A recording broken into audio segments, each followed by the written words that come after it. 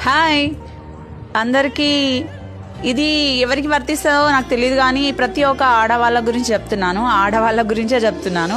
అంటే తప్పుగా అనుకోకండి, నేను ఒక ఆడదాని కాబట్టే చెప్తున్నా, ఓకేనా? పుట్టింటి వాళ్ళు ఎవరైనా ఉంటే, అన్నదమ్ముళ్ళు కనుక ఉంటే, మీ చెల్లెళ్ళని మీ అక్కల్ని దయచేసి బాధ పెట్టుకోకండి, దూరం చేసుకోకండి. అర్థమైందా?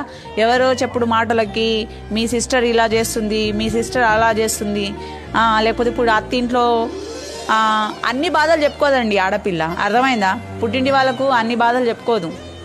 ఎందుకంటే తను బాధపడ్డదే కాక తన పుట్టింటి అన్నదమ్ముళ్ళు బాధపడాలని ఏ ఆడపిల్ల కోరుకోదు. కారం మెతుకులు పెట్టినా సరే ఆహ్వానించండి. దయచేసి దూరం ఉంచేసి ఆమె ఉసురు పోసుకోకండి. అర్థమైందా? మీ భార్య మాటలు పట్టుకోనో, లేకపోతే పక్కింటోళ్ళ మాటలో, ఎదురింటోళ్ళ మాటలో, వాళ్ళు చెప్తున్నారు వీళ్ళు చెప్తున్నారు అనుకుంటా ఆడపిల్లని బాధ పెట్టుకుంటే ఆ ఉసురు తరతరాలకి మీకు ఆడపిల్లలు కూడా పుడతారు. అర్థమైందా? ఆ ఆడపిల్లలకు కూడా తగులుతుంది ఆ ఉసురు. అందుకనే నేను చెప్పొచ్చేది ఏంటంటే, దయచేసి కష్టాల్లో మీ ఆడబిడ్డ కనుక ఉంటే దగ్గర తీసుకోండి, ఓకేనా? దూరం కొడుతున్న ఆడబిడ్డల్ని దూరం కొడుతున్న వదినలు మర్దనలు ఉంటారు. మీరు కూడా ఆడవాళ్ళే, మీరు ఒక ఇంటి నుంచి వచ్చిన వాళ్ళే, మీకు కూడా సిస్టర్స్ ఉంటారు, మీకు కూడా కూతుర్లు పుడతారు. అది ఎప్పటికీ గుర్తుంచుకోండి. దయచేసి ఎవరిని బాధ పెట్టుకోకండి.